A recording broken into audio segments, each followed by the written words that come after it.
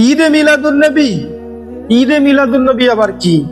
ঈদে মিলাদুন নবী মানে ইসলামে কোনো কিছু নেই, না নবীর জামানায় ছিল, না সাহাবাদের জামানায় ছিল, না তাবিঈদের জামানায় ছিল।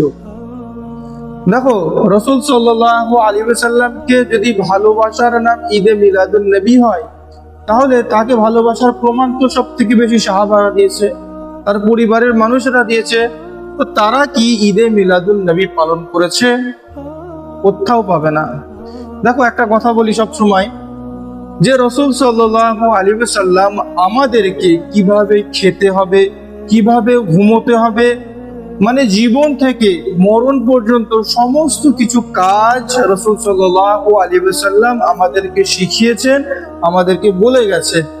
তো তিনি তার জীবনে, তার 63 বছর জীবনে একবারও বলল না যে আমার জন্মের তারিখ 12ই রবিউল আউয়াল। তিনি বলেননি।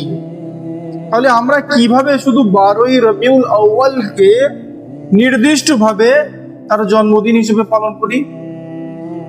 দেখো, এটা বেদাত। বারবার বলি, তিনি 63 বছর জীবনে তিনি তো কোনোবার এই 63 বার 12ই রবিউল আউয়াল এসেছে, তিনি এইভাবে যেইভাবে আমরা এখন করি তিনি কিন্তু এইভাবে করেননি। তারপরে সাহাবারা রাসূল সাল্লাল্লাহু আলাইহি ওয়াসাল্লামের আহলি বায়াত তারা কিন্তু ঈদে মিলাদুন নবী পালন করেনি বা এইভাবে করেনি।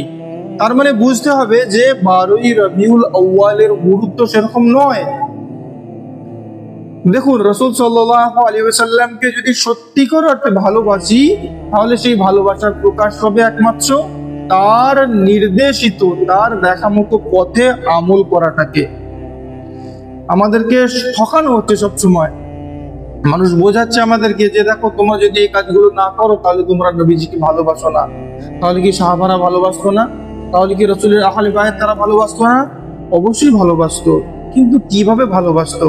দেখো, একটা কথা সব সময় বলি এবং আবার বলছি, রাসূল সাল্লাল্লাহু আলাইহি ওয়াসাল্লাম যা কিছু বলে গেছেন, যা কিছু করে গেছেন, সেগুলো করলে তুমি মুক্তি পাবে। তিনি যা করেননি সেগুলো যদি আমরা করতে চাই, তাহলে আমরা আস্তে আস্তে গুমরাহির দিকে চলে যাব, আস্তে আস্তে আমরা পথভ্রষ্টের দিকে হয়ে যাব। তাই ইবাদতের ক্ষেত্রে অনেক সাবধানতা অবলম্বন করতে হবে আমাদেরকে। আল্লাহ পাক রব্বুল আলামিন আমাদেরকে সঠিক বুঝ দিক।